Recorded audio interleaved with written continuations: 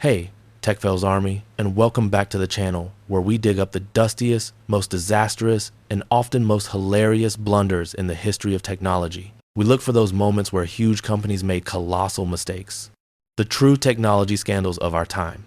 Today, we're not just talking about a mild disappointment or a simple software glitch. We're talking about a product so spectacularly misjudged, so visually painful, that it became a cautionary tale and a financial black hole. This is a classic example of a huge technology fail. We're talking about the time Nintendo decided to put two red LEDs and a cheap mirror inside a massive, uncomfortable headset, call it virtual reality, and release it to the world. They thought they were selling the future. They were actually selling a migraine. We're talking about the Nintendo Virtual Boy, a painful and commercially disastrous early VR attempt. This device is synonymous with poor timing and bad design. Get ready to cringe. To understand the sheer, baffling failure of the Virtual Boy, we have to look back to the early 1990 seconds. This was a time of immense technological optimism and big dreams. 3D graphics were emerging, and the concept of virtual reality was the absolute pinnacle of technological fantasy. Everyone wanted to be first to market with true VR. Companies like Sega were dabbling with the Sega VR headset, which was another infamous, unreleased project. Nintendo, though, was ready to take the plunge, hoping to define the next generation of gaming. This project was overseen by its legendary engineering genius, Gunpei Yokoi. He was the same visionary who gave us the wildly successful Game Boy and the Game & Watch. He had a proven track record of finding success where others saw limits.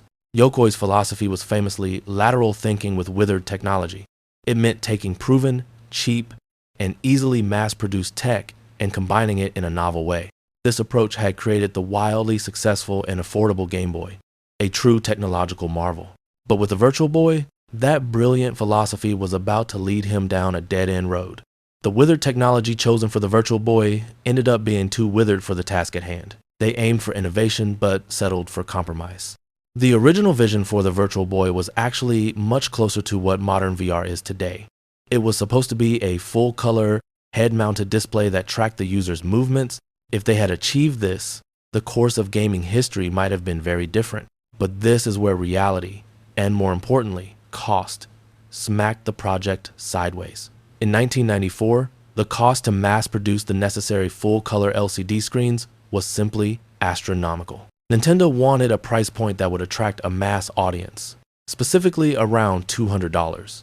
To meet that tight budget, Yokoi and his team had to make a drastic, ultimately fatal compromise. They couldn't afford the cutting-edge displays. This single financial decision sealed the fate of the entire system. The team abandoned full-color LCDs and settled on a cheaper, yet technically fascinating solution: stereoscopic parallax. This is the method they used to achieve the illusion of depth. It was clever, but aesthetically, it was disastrous. The Virtual Boy used a technology called an LED array. Specifically, it relied on a single line of 1x 224 red LEDs. They combined this with a system of oscillating, high-speed mirrors. These mirrors would rapidly sweep the red light across the viewer's field of vision. This technique tricked the eye into seeing a full 384x224 monochrome image. Doing this for each eye with a slight offset created the illusion of depth, or 3D. This complex setup is why the console has its infamous signature look: monochrome red and black. It was technically innovative but visually painful. It's the reason many people remember the Virtual Boy as that red thing. Nintendo claimed the red LEDs offered the best contrast and the least ghosting, creating the most convincing 3D effect while using less power. This may have been technically true, but to the consumer, it looked like a technological relic from the decade before. The Virtual Boy was positioned as both a portable console and a 3D gaming system. Nintendo intended it to be a whole new pillar of their business. It was unveiled to the public in 1995 with high hopes internally. And the public reaction? Let's just say it wasn't the kind of excitement you want when you've invested millions. The product simply failed to capture the imagination of the public. First, the design was a major problem. Despite being called Virtual Boy, you couldn't actually wear it. It was a massive, clunky, binocular-like device that sat on a folding tabletop tripod. The playing posture was unnatural and uncomfortable. You had to hunch over the device to play, a pose that looked ridiculous and was deeply tiring. It defied the portability implied by its name. Second, there was the display, that jarring all-red screen. After years of vibrant, full-color games on the SNES and Genesis, forcing players into a red and black world felt like a massive step backward. It was a visual betrayal of the new generation of gaming. Perhaps the biggest self-inflicted wound, and the core of the whole technology scandal, was the sheer amount of disclaimers. Nintendo was nervous about this technology. The extensive warnings ultimately scared customers away from the product. Nintendo, likely advised by their lawyers, plastered the manual and the product itself with terrifying alerts. These were not subtle suggestions. They warned players about the potential side effects of using the console. Warnings included instructions to take a 10 to 15 minute break every 30 minutes of play. This alone limits the gaming experience drastically. Imagine your favorite game telling you to stop every half hour. They also warned that the Virtual Boy may cause headaches, dizziness, nausea, and blurry vision. This list is essentially a marketing nightmare. A console shouldn't come with such a long list of potential medical issues. Furthermore, they explicitly stated, do not use it if you are tired or stressed. And most damningly, children under the age of 7 should not use the product. It makes you wonder who the intended audience even was. Imagine trying to market a new console with the tagline, "It might make you sick." When the product itself carries more warnings than a pack of cigarettes, consumers are going to keep their wallets closed. This was a clear sign of a fundamental design flaw. The Virtual Boy launched in the US in August 1995 with a price tag of $179.95. The retail price was ambitious, given the product's limitations. The results were immediate and terrible. Initial sales were so slow that retailers almost instantly started slashing the price. They couldn't move the inventory. This rapid decline in price signals a profound failure to gauge market interest. Within months, stores were practically giving it away. They dropped the price to below $100 just to clear shelf space. This desperate action quickly confirmed the console's status as a financial flop. A major contributor to the sales disaster was the lack of games. When a console launches, it needs a killer app, a Super Mario, 64, or a Halo. The Virtual Boy had no such game to drive purchases. The Virtual Boy launched with only 4 titles in the US. The total North American library only ever reached a dismal 22 games. This minimal support doomed the console to irrelevance. Few of the available games were genuinely good. The 3D effect was used mostly for simple, depth of field tricks, like objects moving towards the player. The novelty wore off very quickly. Games like Mario Clash and Red Alarm were technically impressive for the hardware. However, they couldn't overcome the physical discomfort of playing them. It felt less like a revolutionary experience and more like a simple, painful novelty. The Virtual Boy suffered from what we now call a perfect storm of bad timing, internal politics, and poor execution. Multiple factors converged to guarantee its collapse. This was a multi-layered technology fail. One huge issue was the N64 distraction. Nintendo launched the Virtual Boy just as they were preparing for the global reveal of their next truly revolutionary console, the Nintendo 64. This created internal and external conflict for attention and resources. Why would consumers spend $180 on a quirky, niche, red and black curiosity? They knew a true next-generation console with 3D polygon graphics and legendary franchises was just around the corner. The Virtual Boy was competing directly against its own, much more impressive future. The marketing misalignment was also critical. Nintendo's advertising campaign completely missed the mark. They tried to market it as both a portable and a stationary system, confusing consumers about its true identity. Was it a successor to the Game Boy? No. Was it a console like the SNES? Also, no. It fell into a weird limbo of technology that no one truly understood or wanted. The physical toll cannot be overstated. The necessary posture, the lack of head straps, and the relentless, strobing red light caused eye strain for nearly everyone. The experience of using the Virtual Boy was genuinely painful. Nintendo essentially sold a product with a built-in time limit before it physically harmed the user. This is arguably the definition of a design flaw that leads to a technology scandal. A console that hurts its users cannot succeed. The commercial disaster was swift and unforgiving. The Virtual Boy was released in Japan in July 1995 and in North America in August 1995. It barely lasted long enough to make an impact. It was discontinued in North America just 6 months later, in March 1996.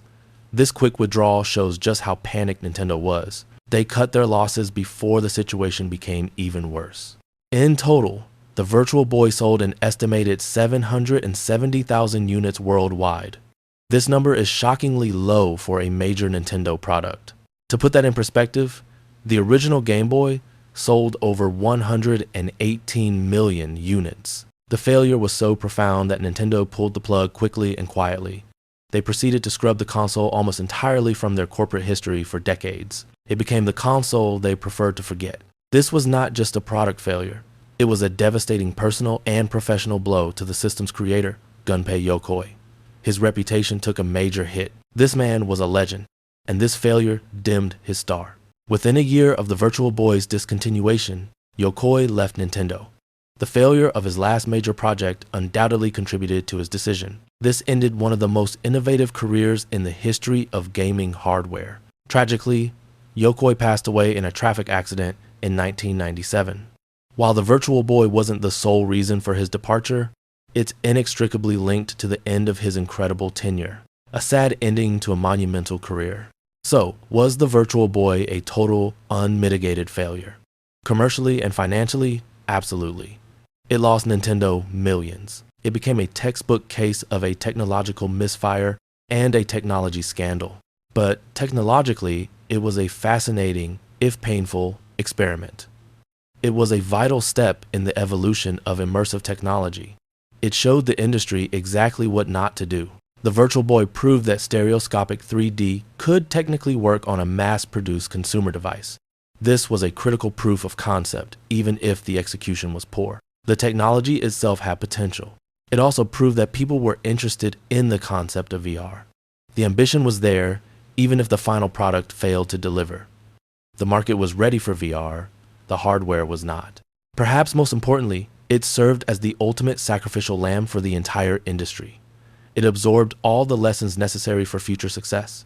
Today's VR learned directly from the Virtual Boy's mistakes.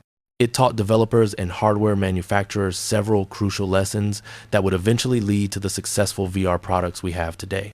The biggest lesson was that comfort is king. If the device is uncomfortable, heavy, or forces the user into an unnatural position, it will fail, period. Another key lesson was that color is necessary. Monochrome displays, no matter how technically clever, are too jarring for a truly immersive experience. People expect rich, full-spectrum visuals. They also learn that content is crucial. A launch library of only 4 games is never going to convince a mass audience to invest hundreds of dollars. You need games, and lots of them. Finally, the Virtual Boy taught the industry. Don't skimp on the experience. The cheap compromise to hit a price point ultimately killed the product. The trade-off between cost and quality was too severe. Nintendo learned these lessons well. When they came back to 3D with the Nintendo 3DS years later, they had fixed nearly every problem. The 3DS was portable, used color, had an incredible library of games, and was a huge success. The Nintendo 3DS even included a crucial feature. The 3D effect could be turned off if you were one of the people who found it uncomfortable. They gave the user control. This showed they remembered the Virtual Boy's central flaw. The Nintendo Virtual Boy remains a perfect example of a technology fail born from the best intentions. Yokoi's philosophy failed here because the technology he chose was too withered for the task. It was an ambitious attempt at the future of gaming. Instead of transporting players to a virtual world, the console only transported them to the ophthalmologist's office. It was too big, too red, too painful, and too soon. It was a failure of vision, both conceptually and medically. So, next time you put on a sleek, comfortable, high-resolution VR headset, take a moment to remember its monochrome red and black ancestor. Remember the console that had to stand on its own 2 legs because it didn't trust you to strap a known health risk to your face. That, my friends, is the story of the Nintendo Virtual Boy, a classic, epic technology scandal for the ages. It remains one of the most famous console failures in history, a spectacular example of ambition exceeding capability. What's the worst piece of tech you ever bought that gave you a headache? Let me know in the comments below. I love reading about your personal technology fails. Don't forget to like, subscribe, and hit that notification bell so you don't miss our next deep dive into a technological disaster. we have plenty more failures waiting to be exposed. Your support keeps the lights on here at Tech Fails. Until next time, keep those screens bright, your battery full, and your expectations grounded. This is Tech Fails, signing off. We'll see you on the next one.